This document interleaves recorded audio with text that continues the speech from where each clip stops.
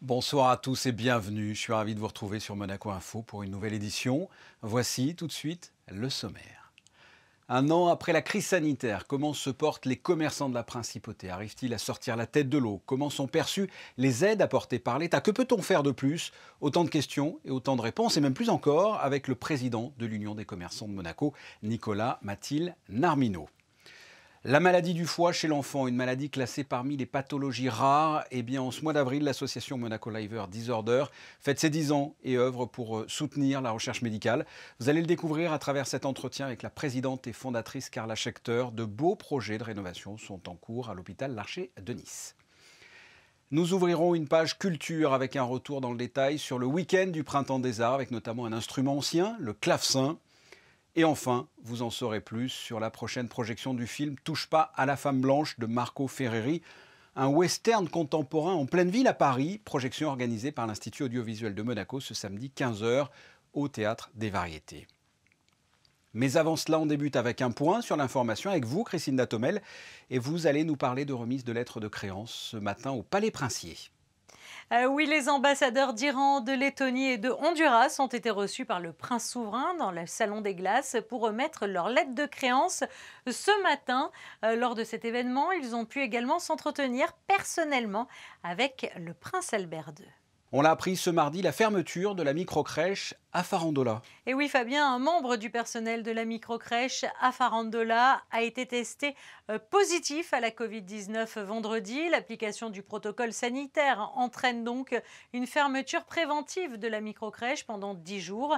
Les parents sont invités bien sûr à surveiller l'apparition de tous symptômes évocateurs de la Covid-19 chez leurs enfants qui ne sont pas soumis à l'obligation du port du masque en raison de leur jeune âge. Contrairement au personnel, les équipes de la microcrèche effectueront bien sûr un test PCR avant de reprendre le travail. Compte tenu de la fermeture des établissements préscolaires et scolaires, certains salariés de la Principauté vont pouvoir bénéficier d'un assouplissement. Effectivement, les assurés de la Principauté affiliés à la Caisse de compensation des services sociaux, parents d'un enfant âgé de moins de 16 ans ou de 18 ans en cas de handicap et qui ne peuvent décaler leur congé pour garder leurs enfants durant les périodes de fermeture des établissements et qui ne peuvent pas travailler de chez eux, auront la possibilité de bénéficier d'un arrêt de travail indemnisé par la CCSS à la condition que l'autre parent travaille également. La direction de la prospective de l'urbanisme et de la mobilité vous informe de quelques changements au niveau de la SNCF. À la suite des annonces gouvernementales françaises face à la pandémie, la SNCF adapte son offre pour commencer jusqu'au 9 avril.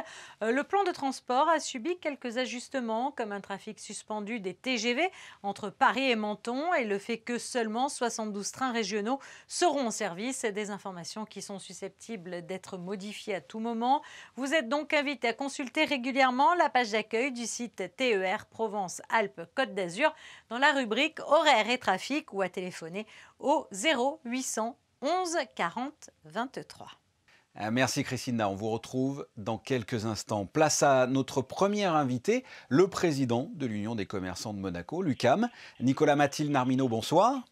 Bonsoir. Nous allons ensemble faire le bilan de ces 1 an de crise sanitaire et de l'impact sur le commerce. Mais avant cela, votre réaction par rapport aux pays voisins confinés, ce qui n'est pas le cas de Monaco, le contexte sanitaire n'étant pas tout à fait le même. Votre réaction donc par rapport au commerce ouvert ici, mais pas de l'autre côté de la frontière? Écoutez, comme je l'ai dit et je le répète, heureusement que le gouvernement nous a écoutés et on est capable de respecter les règles sanitaires dans tous les commerces. L'État est capable de le faire respecter aussi, ces règles sanitaires. Et ça nous a permis de rester ouverts, ça nous a sauvés au mois de novembre et ça nous sauve aujourd'hui. Et malheureusement aujourd'hui, on est enclavé entre la France et l'Italie. Mais vous voyez bien que les chiffres à Monaco et le fait que les commerçants soient compétents, raisonnables et que le gouvernement soit efficace, on aurait pu ouvrir depuis pratiquement 1 mois. Avec des règles sanitaires, mais on aurait pu ouvrir. 1 an après, 1 an de crise sanitaire, comment se portent les commerçants monégasques? C'est difficile parce que personne n'arrive à se projeter, on ne sait pas quand est-ce qu'on va sortir de cette crise, on voit bien que cette crise est dans le temps long. Malheureusement, on voit bien qu'il faut prévoir des modifications fondamentales dans les manières de travailler, mais le point positif, c'est que grâce aux aides du gouvernement, grâce au confinement moins strict chez nous et à une certaine liberté, on sauve les meubles. Et c'est le cas d'une majorité des commerçants. Il y a évidemment, malheureusement, toujours des commerçants qui sont directement impactés par ce tourisme international qui n'existe pas. Je pense à tous les gens qui sont dans l'événementiel, tous les gens qui s'occupent de mariage, tous les gens qui s'occupent de croisières, tous les gens qui s'occupent, vous voyez, magasins de souvenirs. C'est dramatique pour ces gens-là et il faut vraiment avoir une vision à long terme pour les aider parce que la crise ne passera pas pour eux ni cet été ni à la fin de l'année. Il faut vraiment avoir une vision à long terme. Et quel est l'état d'esprit de façon générale? Parce qu'un an, c'est long. Ce qui est compliqué aujourd'hui, c'est d'envisager l'avenir. Vous voyez bien que les gouvernants de tous les pays, et notamment les pays limitrophes, prennent des décisions du jour au lendemain qui ferment, ils ouvrent, on ouvre les classes, on ferme les classes. On a contraint un peu tout le monde à la dernière minute. Personne ne peut planifier ce qui va se passer. Et ça, pour un chef d'entreprise, pour un dirigeant, pour un commerçant, c'est impossible à gérer sur le long terme. Ça ne permet pas d'organiser le travail correctement. Qu'est-ce que vous retiendrez de ces un an de crise? Qu'est-ce qui vous a marqué le plus? Je pense que ce qui a été le plus difficile, c'est ces privations de liberté. Hein. Au-delà de toute autre chose, ces privations de liberté qui ont redistribué les cartes dans la manière dont on voit la vie aussi. Mais dans toute crise, il y a des choses positives. La crise permet de redistribuer les cartes. La crise permet de voir les choses différemment. Les gens qui n'étaient pas dans le numérique ont compris que le numérique était quelque chose pour le commerce d'essentiel. On ne peut pas lutter contre Amazon. Amazon existe, il faut vivre avec, mais il faut exister à côté d'Amazon.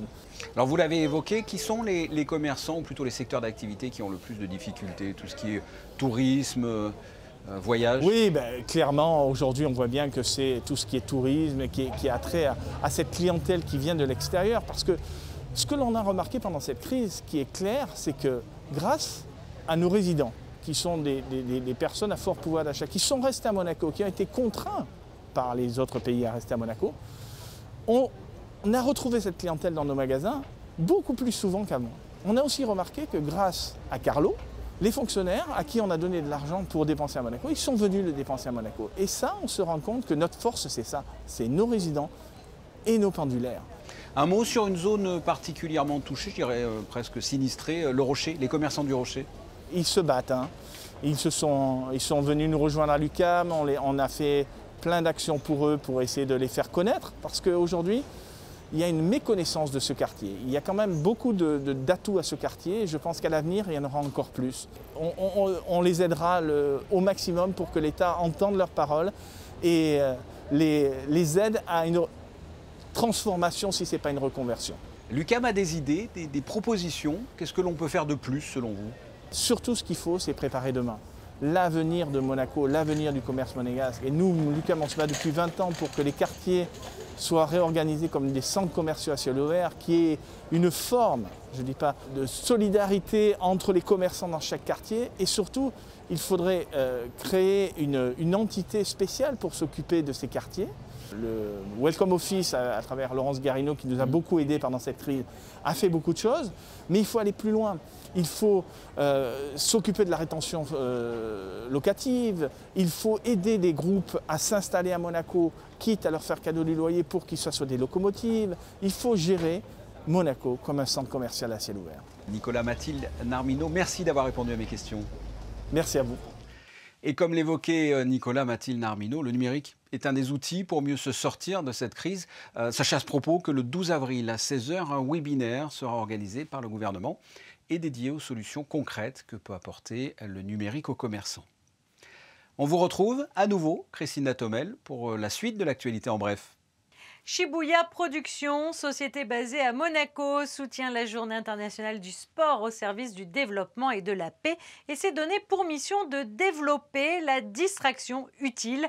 L'objectif, donner l'opportunité à tout à chacun de participer concrètement à des enjeux majeurs comme l'environnement ou le bien-être en les y invitant par le biais du divertissement tel que les jeux vidéo, les mangas, les animations ou encore des documentaires. Le festival de cinéma humain et inspirant démarre en principauté. Oui, le festival Le Temps Presse vient de débuter, mais étant donné que les salles de cinéma sont fermées pour la première fois, le festival propose à tous les festivaliers de découvrir les films ainsi que les autres programmes comme les tables rondes ou les émissions de cinéma en ligne sur le site www.letempspresse.org. Le festival offre également une nouvelle visibilité aux 3 films impactés en 2020 par le confinement. La plupart des longs métrages seront diffusés tous les jours à 20h et certains films seront suivis d'un échange en direct avec les équipes de tournage sous forme de chat.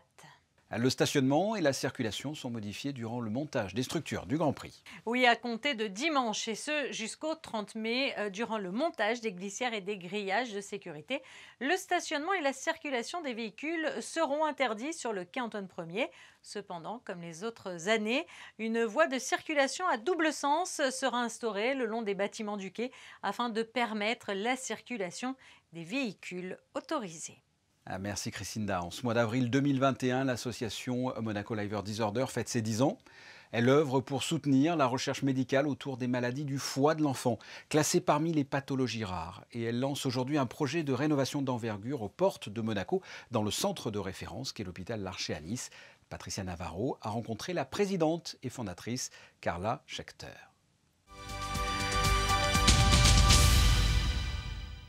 Bonsoir Carla Schechter. Bonsoir Patricia Navarro. Pour marquer cette décennie d'action, vous vous êtes lancée dans un ambitieux projet dans un hôpital que vous connaissez bien, l'hôpital Larcher à Nice.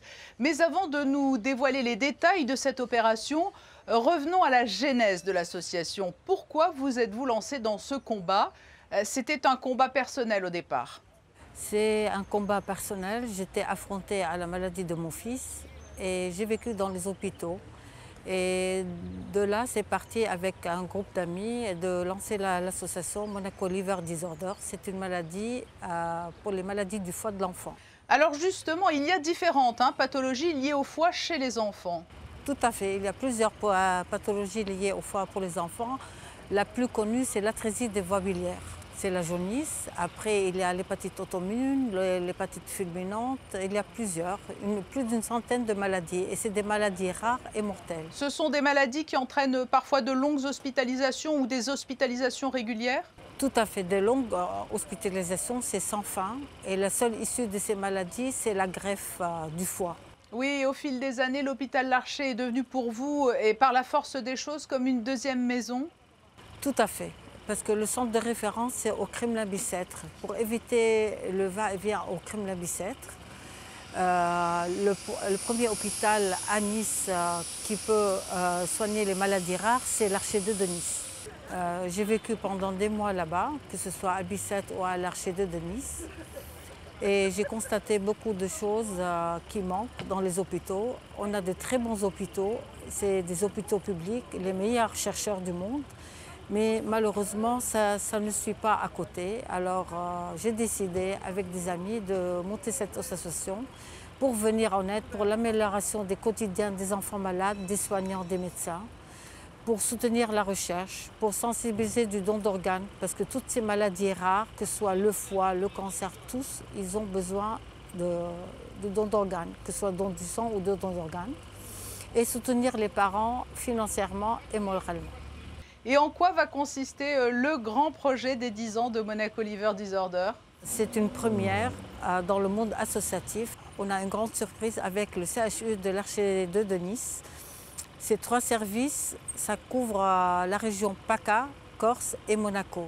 C'est l'oncohématologie pédiatrique, la néonate et la réanimation pédiatrique.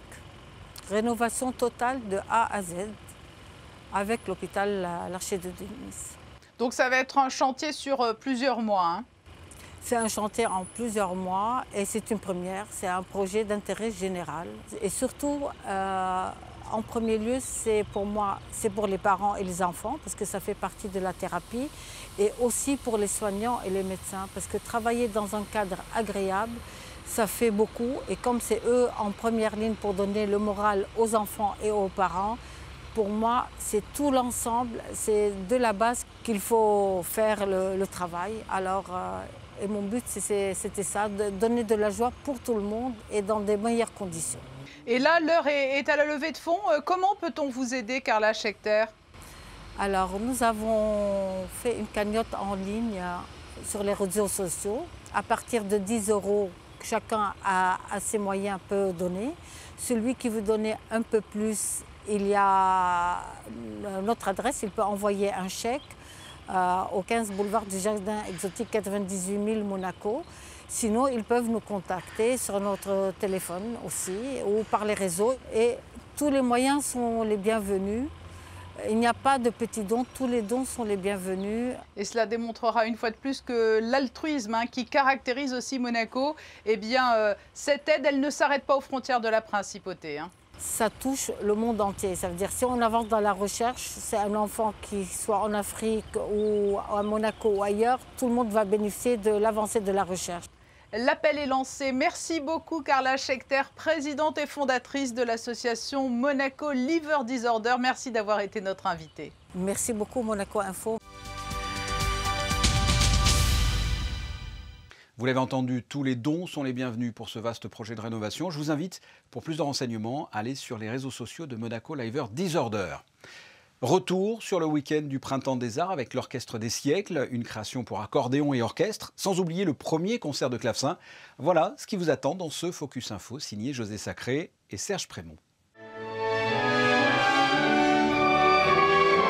Du 3 au 5 avril, le Printemps des Arts de Monte-Carlo a proposé 5 concerts, 2 récitals de piano, un spectacle de théâtre musical, un récital de clavecin et un concert de l'Orchestre Les Siècles, un orchestre fondé en 2003 par François-Xavier Roth, directeur musical.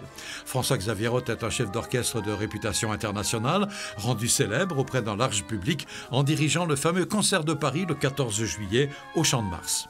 C'est un immense plaisir de retrouver le public. Vous savez bien sûr que ici à Monaco, c'est un des rares endroits dans le monde où on peut jouer avec du public actuellement. Et je dois dire que c'était une émotion absolument extraordinaire.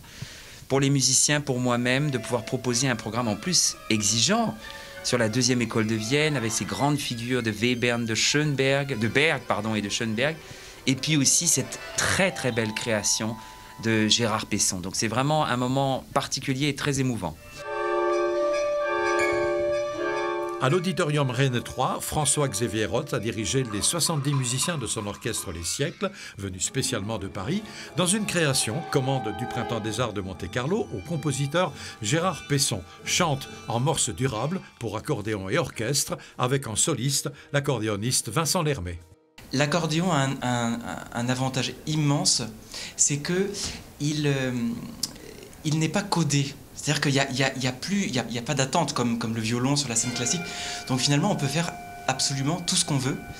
Et c'est ce qui peut-être intéresse les compositeurs contemporains, c'est-à-dire que c'est cette espèce de caméléon d'objets multiformes, tantôt boîte magique, tantôt boîte poétique.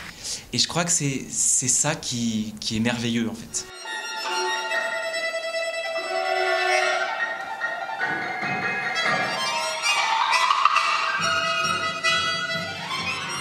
J'ai créé beaucoup d'œuvres, mais des concertos de cette envergure, c'est la première fois. Et donc c'est un énorme cadeau que le Printemps des Arts nous a fait aujourd'hui. Surtout que c'est pratiquement mon anniversaire, c'est dans 2 jours. Donc on va dire que c'est un beau cadeau d'anniversaire. Toujours sous la direction de François-Xavier Roth, Renaud Capuçon violon, Bertrand Chamaillou piano et une section de l'Orchestre des Siècles ont interprété le Kammerkonzert d'Alban Berg, une œuvre où le compositeur de l'école de Vienne prend appui sur le genre ancien du concerto grosso pour tenter de généraliser les dissonances comme élément expressif. Enfin, l'Orchestre Les Siècles, sous la direction de François-Xavier Roth, a interprété la transcription par Schoenberg du Quatuor avec piano de Brahms pour orchestre. Ça, c'est une œuvre un peu étrange, puisque c'est une œuvre de musique de chambre de Johannes Brahms, son quatuor en sol mineur, et Schoenberg a fait une orchestration, c'est-à-dire une espèce de... on pourrait dire quelquefois de monstruosité, tant l'œuvre est loin de l'original, mais avec quelquefois beaucoup d'humour et beaucoup de tendresse et d'affection vers cette musique. Donc c'est vraiment un Schoenberg qui revisite, qui relie cette œuvre de musique de chambre de Johannes Brahms et qui l'offre au public sur une scène d'orchestre symphonique.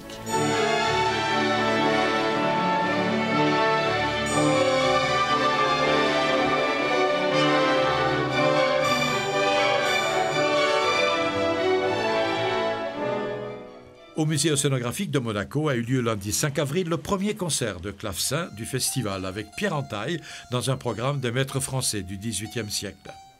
Parce que de nombreuses œuvres pour clavecin de Bach, notamment, ont été transcrites pour le piano, on pourrait croire que le clavecin est l'ancêtre du piano.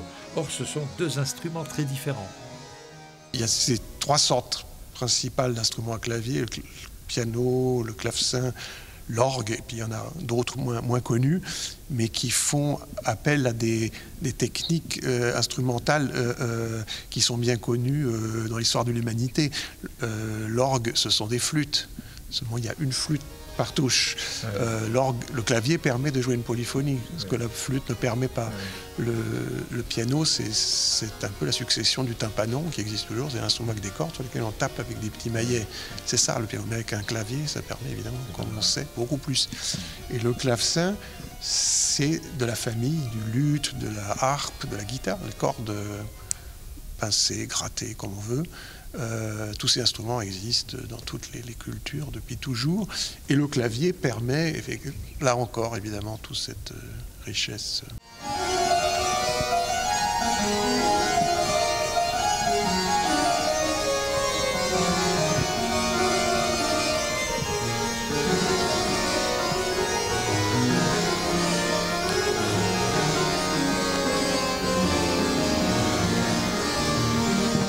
Après la musique, du cinéma avec la prochaine projection organisée par l'Institut audiovisuel de Monaco, ce samedi 15h au Théâtre des Variétés. Le titre « Touche pas à la femme blanche », un film plus qu'original de Marco Ferreri. Vincent Vatrican va tout faire pour vous donner envie d'aller le voir. Vincent Vatrican, bonsoir. Bonsoir Fabien. Aujourd'hui, on parle du film « Touche pas à la femme blanche » de Marco Ferreri, un film de 1973. On est d'accord, c'est bien décalé. C'est bien décalé, barré, c'est perché. C'est provoquant, volontairement provoquant. Rappelons que juste avant, Ferreri a tourné La Grande Bouffe. Qui a fait un scandale à Cannes. Énorme scandale au Festival de Cannes. Oui. Il reprend les mêmes acteurs pour tourner à Paris en western. C'est ça. Un western à Paris contemporain, hein, c'est-à-dire que on est en 1973, donc c'est dans les rues parisiennes en 1973. Oui, alors le point de départ, c'est que Ferreri, qui vivait à la fois en Italie et en France, constate que au plein cœur de Paris, énorme chantier, le chantier des futurs, des Halles, futur forum des Halles. Le pavillon Baltard est mis par terre et donc il y a une sorte d'énorme cratère en plein cœur de Paris. Et il se dit, mais ma foi, c'est presque les montagnes rocheuses, pourquoi ne pas y installer là un western contemporain? Voilà son point de départ. Donc des cow-boys, des Indiens, mais dans Paris. Dans Paris et avec un propos qui est de reconstituer Little Big Horn, donc la fameuse bataille de la fin du 19e siècle, où les Indiens mettent totalement en déroute la cavalerie américaine, et évidemment avec un propos qui est un propos contemporain et j'allais dire d'actualité par rapport aux années 70, c'est-à-dire la défense de toutes les minorités. Alors c'est un film qui sort, comme vous l'avez dit, juste après la Grande Bouffe. Quel accueil a eu le film à l'époque? Mitigé, plutôt mal compris, à la fois par la critique et par le public. Mais le film, en prenant peut-être quelques années, et dans la filmographie de Ferreri, est à mon sens un grand film sur les utopies des années 70. C'est un film vraiment marquant. On y rit jaune, on y rit noir, on y rit beaucoup. Et quand même, on se dit que ce type de cinéma-là, je ne le vois pas bien aujourd'hui dans sa capacité justement à être volontairement provoquant, à essayer de faire bouger les mentalités. On est trop dans du politiquement correct ? Comment? On est trop dans du politiquement aujourd'hui, correct. Clairement, oui. Moi, c'est un film que j'aime beaucoup pour toutes les raisons qu'on a évoquées. Vous en avez même écrit un article dans le Cahier des cinémas. C'est vrai, vous avez bonne mémoire. Voilà. il vous a plu particulièrement, le film. Oui, moi, je trouve que c'est un film qui fait date, même s'il a un côté un peu nonchalant, je m'en foutiste, etc. C'est un film qui vise juste, et c'est pas si fréquent. Donc touche pas à la femme blanche, qui serait un des 100 films à mettre dans une Tout à vidéothèque. fait, absolument. Et c'est à découvrir très prochainement. Merci Vincent Vatrican. Merci Fabien. Alors moi, le premier...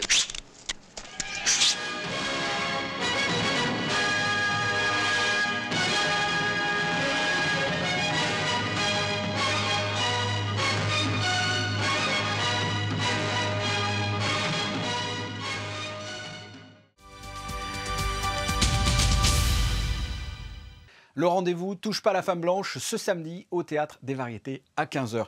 Avant de nous quitter, un point sur les prévisions météo de ce mercredi.